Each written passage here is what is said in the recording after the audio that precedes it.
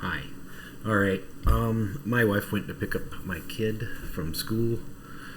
While she's gone, I can be in the house and not in the basement and actually record stuff. I'm just gonna sort of go randomly. Anybody that pokes around in this software for 5 minutes is gonna figure most of this stuff out. I'm using a different computer. This camera is terrible, so it may flip out and like make me look like I'm in the Predator or something. If it does that, I'm going to make 0 attempts to fix it. It's not the same camera that I normally use, and I'm just using the microphone in this computer, so hopefully it picks up my voice. So you guys, you've installed Quantum, you've used it a couple of times, you played with it, you feel like you've got a good feel for the program. There's the where's this, where's that. There's some just basic stuff, so I'm just going to run through like this is what you can and can't do with the program. I was really looking for a run where somebody used the optical pickup on this PC, and I couldn't find one. And it's not just my runs that are on this PC. There's a lot of runs from a lot of guys on here, because I steal everybody's runs to look at. And nobody used the optical, so I guess I'll have to put a car on and run it in optical, an automatic car, so I can show you guys how you can look at gear ratio and see when the converter lays over and stuff like that, because those are cool tricks to have for the dyno too. Alright, I'm just going to randomly start running through some things. If you guys don't know what version of the software you have when you first get the software, you follow my cursor over to this little blue eye in the corner. Click that little blue eye. This is version 8.1.29. If you need to know what kind of dyno you have or what's on your dongle that runs your dyno, whatever's plugged into the PC, it's all going to show up right there on your quantum key. All the fun stuff. So that's all the stuff that natively shows up if you go to setup and you look at your dyno, the things you were grayed out from. Bob. Cool. So, and that's actually, I think that's what's showing what dyno this car was actually, what dyno this was run on. You can look at other people's files on your PC, and it will show you what they see on their end, so that's kind of a cool trick too. Go to the home screen here. This is just somebody running a Silverado. Looks like they might have been tuning on it a little bit, because they did lean out the Lambda just a little bit. Guys that don't know how to display your Lambda, let's just start with that. Like, I can't see my Lambda, blah, blah, blah. Make it a little smaller, because you can always use the cursor to go down it and see what it was actually at across the pole. You go to View. When you come to View, you can select how many graphs you're going to see between 1 and 4. You're going to select 2. You're going to go to Format. Under Format, lock the axis for power always. If it's not already locked, it should shift locked. You lock the axis. Manual scale for AFR. You can set number 2. Set it up to AFR. If you guys have 2 channels of AFR, obviously you can set up a number 3 for the other channel too. This is set up for Lambda, so they want their maximum and minimum to be 0 and 2. Understandably so. If you like to look at gasoline AFR, you can set it up for gas AFR too. Guys that like to look at E85 AFR, there's something wrong with you. Most people do Lambda these days just because that's what everybody tells us we should be doing. So you could do Lambda, you can get away with Lambda, but you just go there to set that up. Any of the other, the 3rd and 4th screens and stuff, you can set those up here as well on the screen. You'll hit apply and OK. Might as well talk more about this screen while I'm on this screen. If everybody sees these numbers, 286, 301, 320. This is the only place to really fudge the numbers of a roller dyno and totally fudge the numbers of the hub dynos as they ship. There is a power multiplier. The power multiplier will be displayed if you're using it and you print the graph. It will print the power multiplier that you're using. So let's see that maximum power number right there is 320. So if you clicked use power multiplier here, and say you had a dyno in your area that read 5% higher than yours, you just make that 1.05, it multiplies by 1.05, adding 5% effectively. And there you go, the 320 jumps to 326, so that's I think everybody knows that that's there. If you don't want to use it, you can just unclick it and press OK. You can still leave the value in there should you want to. See, now we got our 320 back. Like I said, I'm just going to be sort of rambling and bouncing around. While we're on the view screen, I hate the shading. If you guys want to turn the shading off, it's really hard to look at. And forgive me for the background colors being different on all these different graphs. These come from different people's PCs. They're going to look different. It's guys that have set it up the way they want it to be set up. You know, guys that are like, oh, I don't have that cursor on mine. You turn the cursor on right there. If you don't like looking at the grids, you can turn that stuff off right here. All that stuff's pretty easy to do. As far as the background colors and the colors of the lines, all that stuff is going to be under style, which may piss this computer off. This computer's kind of slow. It's got a lot of tuning software on it, so somebody's ringing my doorbell. It's got a lot of different tuning softwares and stuff like that on it, so it might be kind of slow. Oh, give me a second. I'm going to check my doorbell and I'm going to be right back.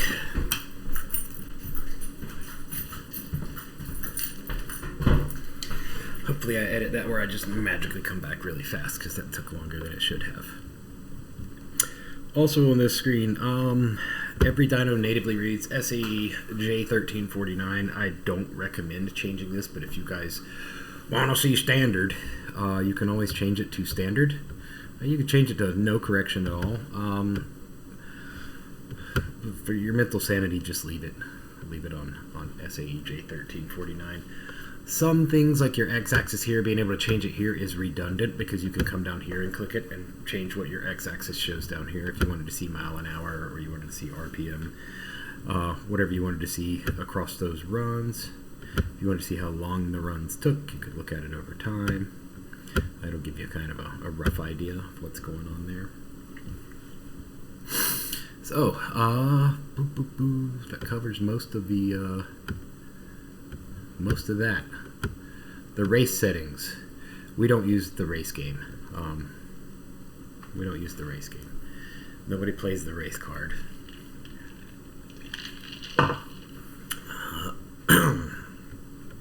Guys, if your graphs aren't fitting and stuff while we're looking at this, see how you got your zoom in, zoom out, 100% over here. You can hit zoom all. It will fill it up to, usually it includes the longest run, so it will kind of fit everything, not just the runs you have pulled up. Like, I don't have all the runs pulled up for this particular graph right here. Speaking of being able to change your x-axis, you can also change your y-axes to show a lot more than just power and torque. So you click each individual axis to change it. So if you said my y-axis on this side, I wanted to show something else for some other reason to look at things, you can graph anything other than power and torque. Just don't forget to set your left axis back to power and your right axis back to torque when you're done, because it'll remember where you put it, and it'll hang out there, and you'll be real confused when you're looking at weird dyno graphs. That's it. Whoever's run these were, they were doing a VRS. Their pickup was gear ratio. You have these neat little run info bars that tell you all this fun stuff down here on the bottom where you can see what all was going on. VRS was enabled, yes, da-da-da-da-da-da.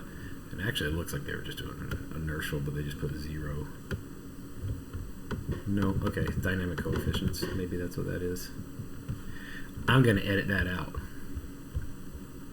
Or I'm not. I'm trying to make myself sound smarter. It was virtual road simulation test. VRS tests. So let's see what kind of load they used, and let's play with this stuff here. So if I wanted to look at the roll, I have roll 1, roll 2. So this might have been on a hub dyno, actually. I think this very well could have been on a hub dyno.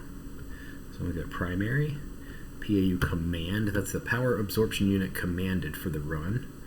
And I'm going to go to secondary dyno. Yeah, look at that. It is on a hub dyno. PAU command number 2. They're going to line up with each other, but you can see how the dyno loaded each of those poles, and it used a little bit more load on that top pole there, so it was seeing a little more power, used a little bit more load. So this was 3 VRS poles done back to back. One of these, it looks like they had their wideband turned off on one of these, and it just floated some magic across there. accidentally switched that to volts, I believe, and leave it on lambda.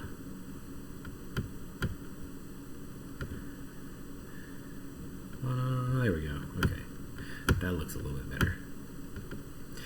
So a lot of times, like guys, when they want to do a gear roll-on test, so they're not sure how to load the car, I'll tell them to do a VRS and see if they like the way the dyno loaded the car, because you can come back here, you can look at your load over your engine speed, you can look at your load over your mile an hour. I don't know if you guys can hear my dog tippy tapping around the room. And you can look at the load and you can actually set up an interpolate run. So when you set up a run here, if you were to add a new run, I can't because I don't have my box plugged in right now.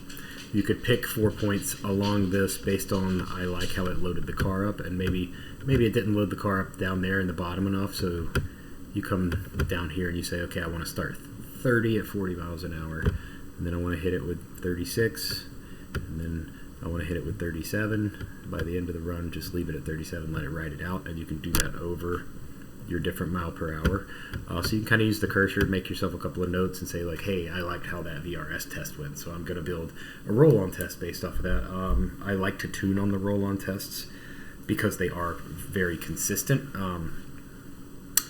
Especially with the smaller eddy brake hub dynos, I'd rather just know the load is not running a PID loop, that it's just doing exactly what I told it to do every single time. So if I can load the car up in a way that makes me say, okay, cool, that's enough load, I like that, I'm going to run the car in VRS, see how I like it. Or you can run it in a ramp, see how it loads up by actually using these axes and putting your PAU command 1 on one side from your primary choice, PAU command 2 from secondary, and pick points along that, and then you can decide if you want to bump them up or bump them down, and then just run that same test over and over again, especially if you're turning the car up, if you're adding power to the car.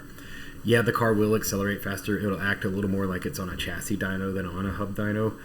And maybe that's me just being a chassis dyno guy and saying that's what I'm comfortable with. But I like testing them that way.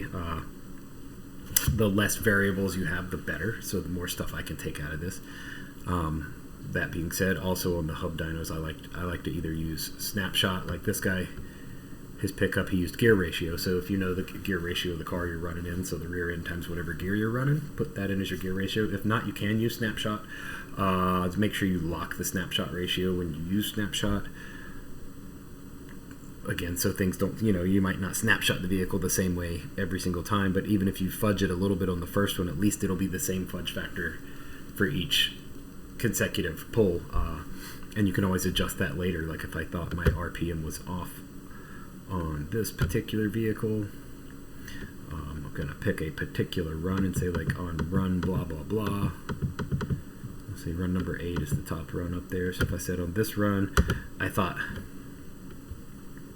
my ratio was off, RPM speed 5.22, I'm just going to change it to a 5 and hit OK, and you'll see how it changes it in the RPM. You see how that run falls shorter now. So that's a way you can actually adjust. I don't remember what it was now, 5.22, I think. Boop, there we go. So you can always select your run and right-click it down here in the run info bar and edit your run. And you'll be able to see kind of the way that affects things on these dynos. You can't change your tire size here. Reasons you can't try to be as accurate as possible when you enter your tire size in at the beginning of the run. This is applying to hub dynos only. Can you change the RPM over speed on the chassis dynos? Yes, yeah, that's where you should do that here. But as far as the tire diameter, it is not important to the calculation of power in a chassis dyno because we know how big the roll is. When you are direct drive, your mile per hour is directly determined from the size of the tire. So having the size of the tire as accurate as you can get it within reason, especially the tire that you run down the track if it's a drag car, like if you're trying to match it up to Holly, so you want your mile per hour on the Holly to match up the mile per hour the dyno's seeing, be as accurate as you can with your tire size on that. Random thought, sorry. I'm going to close this one out. Not a whole lot going on there, it's just a little baby. It's just a baby. Okay, this is a lot going on in this one, so I'm going to shrink these two windows down before I start talking about them. There's 2 types of tests happening in this. I do not know what kind of car this is. Probably I don't know, a Viper with a lot of stuff done to it. I don't know, or a supercharged something. And the torque's not really flat enough to be a supercharged something. I don't really know what kind of car this is. It doesn't matter. What I had this originally pulled up for was just to kind of show you guys the differences and the importance of testing apples to apples, oranges to oranges. So run the same. If you're going to tune with a particular test type, run that same test over and over and over again. So on this particular, let me make sure I know which one is okay. The top ones are going to be a ramp test, and we can always just verify that by running all the way down to the end. We can see we have RPM ramp test. So these first 3 runs where the power is most similar in the 700s are the ramp test. These last 2 are a VRS test. Apples to apples, oranges to oranges.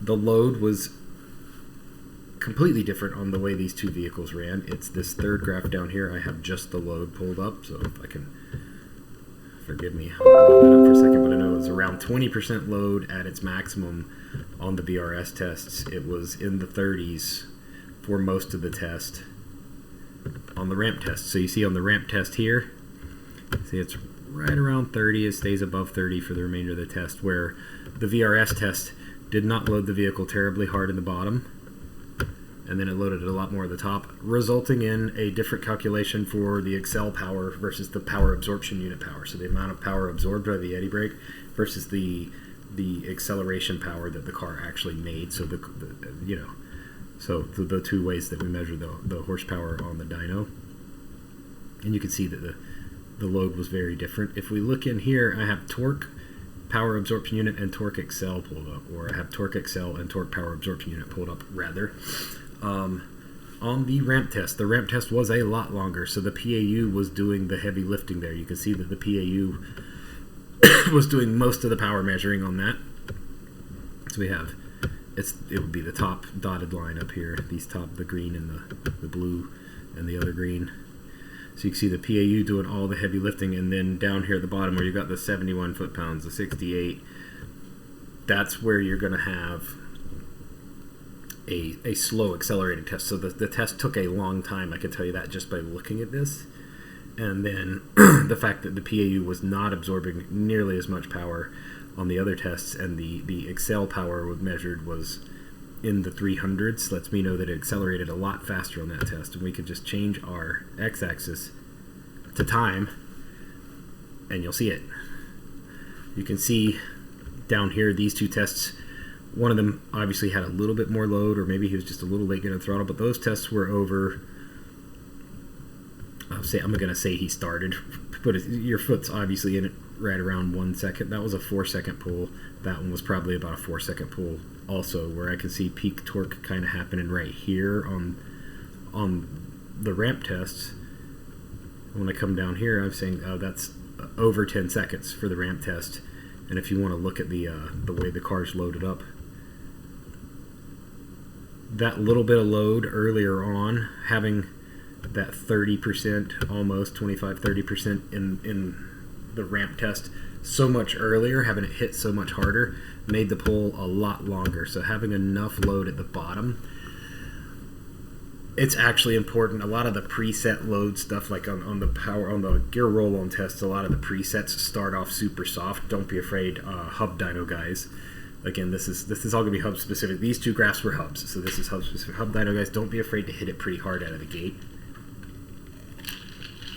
If it's a turbo car, it's not going to drive through it as well as like a blown car or an NA car, especially like low compression, weak bottom end turbo cars. You will have to play with it. You'll kind of have to know where the turbo lights.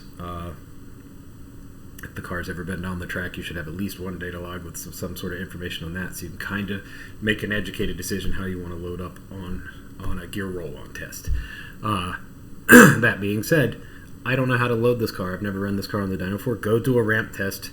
Set it for something like 600 RPMs a second, something where it's going to put some strain on the car. Set it for 10 miles an hour, 12 miles an hour a second, where you're actually going to see it put some hard load on the car. You don't have to even finish the pull, but just get it to load the car and kind of figure out what the neighborhood you want to be in, where you want to be with the load. And then for me personally, like I said, because I like the repeatability of the gear roll-on, I'll go back and I'll build a gear roll-on test based off of that.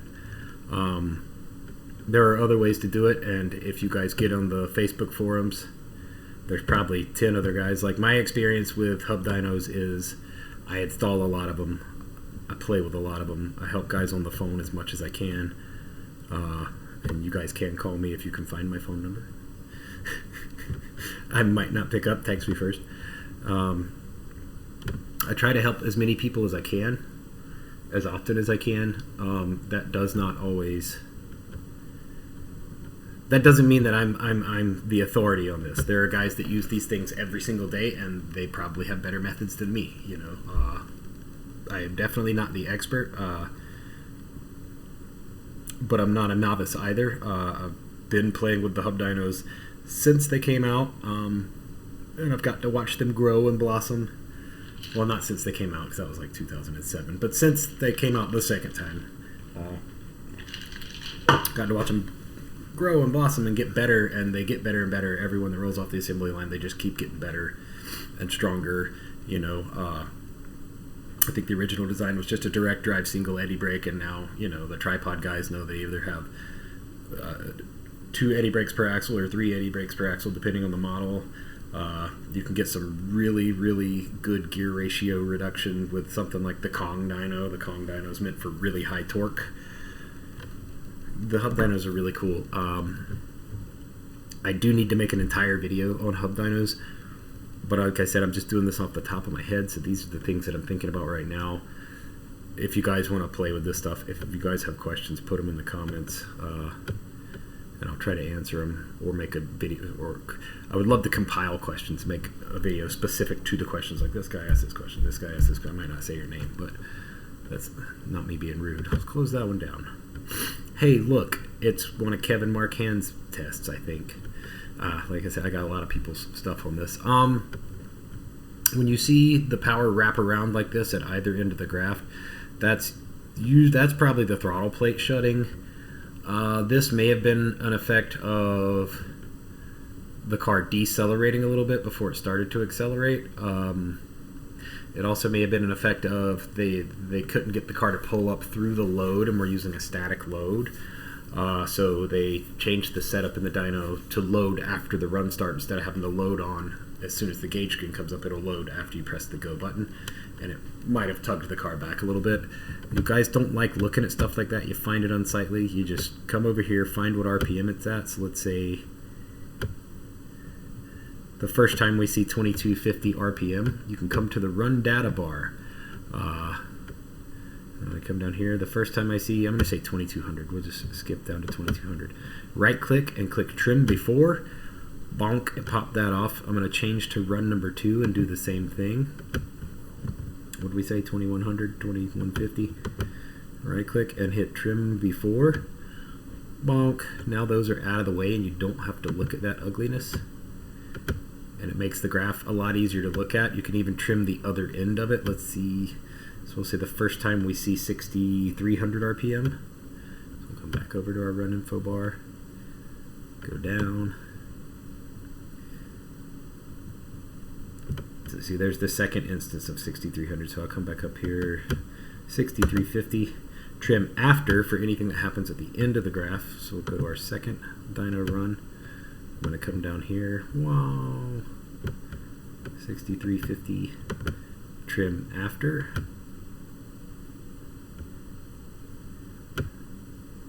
That makes our graphs look a lot prettier, easier to look at. I think most of you guys, the dynos ship with a smoothing of 3. I run them on a smoothing of 2 all the time. It just gives me a little bit more to look at, so you can see like if there's some combustion instability that's blatantly obvious, stuff like that. You know, I hate the shading. I'm just randomly riffing right now. I hate the shading. Go to view and turn off the shading always. The shading just, once you have like 12 runs up there, it gets hard to look at. When you 2 or 3, it actually looks kind of cool. And when you, if I print their before and after, where it's just the first little baby baseline and then whatever the car ended up with. Yeah, maybe have the shading on. Maybe it looks cool. Have a splash in the background. Put your watermark in the corner. Dynocom's watermark gets to take up most of the space though. So, but you can do that. You can put a watermark on. And, all that stuff is. Where is it? It's under printing stuff somewhere. Where's all the printing stuff? Print preview. That's not it. Report layout. It's under report layout. You go to style. And you can change the way what your printing looks. You can upload a watermark for the left or the right side. You kind of make it look like what you want it to look like over there. And you put your business information, name, address, all that fun stuff. So they have a nice little printout that advertises for you. Just cool stuff you can do if you're willing to take the time. I need to set up so much on my new dyno. I just it hit the ground. The lift went in the next day. Thank you, Mark, for helping me do that. And I just hit the ground running. I just started working, so I still need to dirty calibrate my load cell, which I'll show you guys how to do in a video eventually. I could probably do it on this one. I might be able to find something on this PC. Setup stuff. Well, we got this pulled up. I'm just going to search. Okay, so I'm going to randomly bounce down just the entire setup menu. The dyno stuff, that's what dyno this was run on, and all the settings that you can't change. You don't have to close this window and go down all these little fellows right here to click these. You can just, they're all right here. They're all on the left-hand side of this. Dyno settings, your calibration weight for calibrating your dyno, 25 pounds. It's going to be the same on pretty much all of them, all the bigger chassis dynos. I can't think off the top of my head if it's the same for the 5000 series and 5000 FX or not, just because I can't remember. Load cell correction factor, that is going to be if you calibrate your load cell, making sure it's zeroed first. If you calibrate your load cell, the correction factor is going to be what you apply to the loaded portion of the run to make sure that it reads the same as when the dynos run in an inertia mode. It's a little bit harder to do on the hub dynos. On the chassis dynos, yeah, there's a way to hang a weight and actually take a measurement and calibrate it, and you should be golden. The dirty calibration would be go find a 400 horsepower in a car that's a manual and is consistent, like a Coyote with headers, something like that. Put it on your dyno, run it unloaded, run it 5% loaded, run it 10% load, run it 15% load, all in the same gear. Be as consistent as you can. If you have a deviation in power, as you add load, you're going to change this load cell correction factor. You will be able to change it where they all lay on top of each other, or at least are very, very close. That's the dirty load cell calibration. It does work. It's a little bit harder on a hub dyno because like something like a tripod, a 400 horsepower car, if you put it in VRS, it never even turns on load. It's like, yeah, it's too slow. Because there's a gearbox and a lot going on in there. So chassis dyno guys, that's an easy way to dirty calibrate your load cell. You can't really screw the pooch on the math as far as an inertial pull, so you line everything up to the inertial pull and you'll be good to go. Down here, don't mess with this stuff, guys. Don't mess with most of this stuff. If your auto zero trigger force is not set to 0, set it to 0. Anytime you start a pull, your gauge screen comes up. Make sure you're not rolling because it's going to zero out the load cell every single time, just in case it ends up drifting a couple of pounds one way or the other. Sensitivity settings you can leave alone. The PID gain values, your PID values should be set pretty good from Dynocom as the dyno ships. There are some values that work a little bit better for the smaller chassis dynos that you may want to get on the forum. Pretty sure they're published on one of the Dynocom forum groups. And then in the handheld, setting up your PIDs, there's a little bit better settings. If they haven't published in the forums, I'll talk to somebody, see if I can get them published in the forums, so you guys can get a little bit tighter PID settings. But as they ship, they should be pretty darn good. I've never had a problem on the chassis dynos. I've never had a problem on the hub dynos with the PID settings as they ship. They're usually pretty darn smooth and not herky-jerky at all. Weather system settings. Ta-da! Just use your readings from your atmospheric sensor. Leave that thing plugged in. Don't come over here and start fudging numbers. Just don't do it. Program settings. Okay, language, imperial and metric units. So this is where you would change to Newton meters and unicorn farts if you wanted to. Password protect the program. I've never seen anybody use that. So the auto start run wizard after session wizard, don't worry about using that. Auto save dyno debug data to a file, don't worry about that. I don't even know if the newest versions of the software have all this stuff on there. You can change your pop-up results after the run, so how long that number stays on the screen after you make a pull. You can change it here and make it longer. Especially guys that have to like hop down out of their car and turn and look at the PC. I'm fortunate enough I have a big monitor at the end of the dyno, down at the end of the lift, that I can look at. Display correction factor without altitude correction, just leave that checked. The all drive coupler engaged for new sessions. Dom, you might want to check that. Actually, don't check that, because then every time you run a two-wheel drive car, hey, my wife's calling me. Every time you run a two-wheel drive car, that's going to be a thing. I'm going to pause my thought process, and then I'm just going to magically, like, glitch, because I have to answer this. Bye. Hi, everybody. Donut here. Anyway, yeah, nothing else you really need to worry about on this screen. Use previous run settings for new runs. It's going to do that anyway. If you just hit the green button, it'll repeat the same test, the last test you did every single time. Actually, mind blown that how many people don't know that. If I've set up a run and then I do the run, I hit the green button to start the run, I hit the green button to end the run, and here's my graph, and here's my numbers, and I'm happy, and I want to do that same run again, I can hit the green button and the gauges come back and it zeroes out the load cell. Then I just hit the green button to start and the green button to end. You don't have to touch the PC once you climb in the car, as long as you like the test. That's probably a good thing to know. I should probably say that every single video, because once a month I run into somebody that's like, you can do that? You can do that. Wouldn't make much sense if you couldn't. Default engine settings. These don't matter.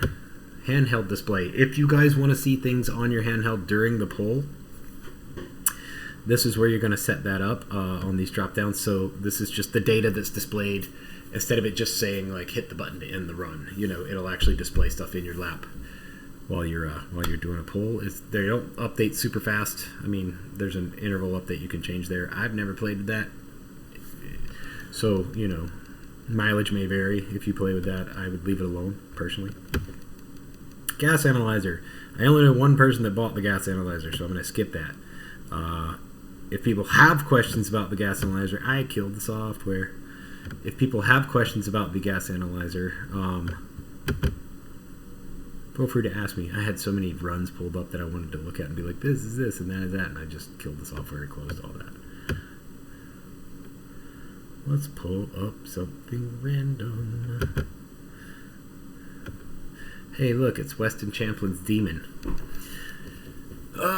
This was just an inertia only pull. I just wanted something in the background while I was talking to you guys. Boom, we'll go back to setup. Run, start, stop, sampling. Controller hardware test. Apparently don't click it if nothing's plugged in. There's nothing plugged in this PC. I'm just playing with my computer right now. There's no DC controller, no handheld plugged in. So, guys that kill your handhelds. There are guys that are like, the diaphragm in my handheld, so I can't use the dyno. I need a handheld tomorrow. I'm not complaining because I don't actually handle that. Like I said, I don't work for Dynocom. I contract to Dynocom. I do work for Dynocom, but I don't work for Dynocom. You can set up auto triggers. You can auto start the run based off of RPM and speed. You can auto stop the run based on either RPM or speed. That's pretty useful, especially if you don't like pushing buttons. Then you just bring up your gauges, green button to bring the gauges up, and just put your foot in it. I would probably trigger it if you were using an optical pickup. You know what? Either way, it's going to be difficult to trigger it off of RPM. If you were using an optical, I'd probably trigger it off of mile per hour, because you're going to pass that 2,000 a few times getting to the right gear. If you're using gear ratio, you'll notice that it thinks you're in the gear you tell it you're in the entire time. So if 30 miles an hour equals 2,000 RPM, But by the way, these two numbers don't have to match. But I'm just saying if you're using gear ratio and 30 miles an hour is also 2,000 RPM in, say, fourth gear, the gear you want to test in, then yeah, you're fine to use RPM rather than mile per hour. Because it's just a ratio, it's just a direct ratio to each other. Food for thought. Auto stops, but same thing. You can pick your end RPM, or you can pick your speed reduction time. Speed reduction time means if I lift off the throttle in half a second, 500 milliseconds, stop the run. So if you just want to do it when you lift, when you start to decelerate, don't set it to a number that's super tiny, like 100 milliseconds or 50 milliseconds, because let's just say you hit a hiccup, a bad coil pack or something, but it might stop your run right there, even if you wanted to try to push through it. Not that that's a great idea. Default run and control type, leave that alone, it's fine. In the options, enable fan auto control. If you guys have a fan that you want to trigger, you can trigger it off the IOs and the dyno. And Dynocom sells a couple of fans that can automatically trigger. They actually have a new fan coming out. Well, they debuted it in Vegas this year at SEMA. It's a pretty cool fan, and it does some pretty cool stuff. And it's pretty expensive. Enable air fuel sensor auto control. I've never clicked that. I'm sure I know exactly what it does. Click it if you want to. I imagine it turns your AFR on when you start rolling. I don't really care for that. I just turn it on with the plus button and leave it on pretty much the whole time, especially if the vehicle's running. You want your wideband powered up so you don't kill the sensor. Use previous run settings for handheld new run. Yes, leave that checked. Butterworth filtering. I mean, your smoothing is pretty much a Butterworth filter anyway. So just don't worry about that unless you have something crazy going on with your load cell, and you probably have bigger problems. Merge gear changes. If you guys are going through the gears but you don't want it to... If you've ever gone through the gears on an automatic, especially hub dyno guys like to do this, and you're using something like an optical RPM pickup, you're going to see the dynograph do that and then loop back around and do that again. If you click merge gear changes, it'll make it look like something a little easier to look at. Also, if you guys are using gear ratio, you'll know that first gear just kind of spikes the front, so it's going to spike the front and continue the run. I'm doing that backwards for you guys that way. So a gear change with an optical pickup is going to look like this, where it's going to do the same thing twice. Otherwise, it's going to spike it and then carry it over because it's not accounting for the gear ratio of first. Specifically talking about a 2-speed there, but the same applies to 4-speed or a 3-speed. End run on brake button. Don't check that. Just go button and go button. I mean, you can if you want to. I've beaten it into my brain to use the go button to start and stop the run so much that I don't think that would work for me. Load after run start only. That's checked on this. You don't have to have that checked. Especially chassis dyno guys where you don't necessarily need to use a ton of load all the time, or where you use static load a lot rather than a dynamic load. Yeah, if the vehicle can't ride up through static load, you can uncheck that, and if the vehicle's not riding up through that static load, then you know you don't even have to make the pull. You can just bail on it. I like to have the load on from the minute the gauges light up.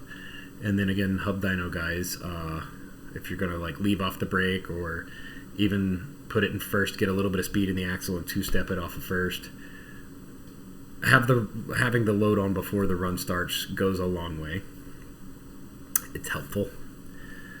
Hold current speed on run start default. Leave that unchecked if you guys want to do a hold on start. Set it up when you set up the actual run. Don't worry about doing it from this screen. All this other stuff you can leave alone. You don't have to play with that stuff. While I'm thinking about having load on the dyno before the runs start, let's go to load. Going back to load. A base load percent. Chassis guys, you don't have to really worry about that because you have inertia, and so it's not as big of a deal as, like, let's say a hub dyno. You guys might want to set that to 5 or 10, just so that there's some sort of load on the dyno all the time, so that the eddy brake's pretty much always energized or has, some amount of something happening. so that it's active, so that there's not as much of a latency in controlling the eddy brakes, because they're so much more vital on a hub dyno. So on this load percent here, have something in there. It'll give you a little bit of an advantage, especially, like I said, leaving off the brake guys and stuff like that, just to make sure the eddy's always energized. I don't want to enter a positive integer. 0 is a positive integer. Alright. Brain's not really working super great. I'm doing my best. I don't want to talk about devices. Those were just some of the little tips and tricks that I could think of off the top of my head, things that kind of make it better, things that kind of make your user experience a little bit better without me actually setting up runs, because I'm sitting in my kitchen right now. I kind of wished, I said something about gear ratio. If you graph gear ratio, automatic people, and I'll just graph it on both sides, so that's the only thing we're looking at. Boom! So gear ratio is going to be a flat line in this, because the pickup was gear ratio. We told the dyno, let me get this 3.1. Somebody told the dyno this thing was running in a 310, and that's what it graphed, a straight line, a dead straight line of 310. If you are running an automatic car and you start the run at a low enough RPM that it actually does flare the converter, that it actually does come up on the converter a little bit, you'll see a torque spike sometimes. That torque spike is going to correlate to being able to look at what the torque converter is doing. So if you came here and you graphed gear ratio, but I'm using an optical pickup on the crankshaft of the vehicle as my RPM source, I'm going to be able to look at this gear ratio, and it's probably going to start way up here, and it's going to come down into the line, and then it's going to trace that line out. So somewhere, wherever it lays over, it's going to come, I always want to point at the screen like I'm recording myself, it's going to come from up here somewhere, and it's going to lay down into that ratio at whatever RPM it lays over at. Really cool to look at, especially if you're changing converters. But when you're changing converters, run the same load of both tests, especially hub dyno guys. Cannot stress that enough. Run the exact same test for both of them. Apples to apples, oranges to oranges is super important. Closing that. Yeah, I think that's going to do it for now. This is my tuning PC, one of them. This is not my my dyno PC, which is downstairs right now. I got to take all that stuff back to the shop in the morning. Cool. I'll see you guys back in 10 seconds probably, but it's going to be hours for me. I'm an idiot. I am an idiot. Showing you guys how to change things in the software. I'm like, you change this here, you change this. Any changes you guys make, if you want them to take, come back to this blue eye over here, and you're going to save your settings. If you save the settings, they'll stay the same all the time. I'm really surprised I didn't say that in the last one, but you save your settings, and that's how it doesn't revert back to the way it was before. I'm just going to have my kid splice this into the video somewhere, because I'm not a smart man.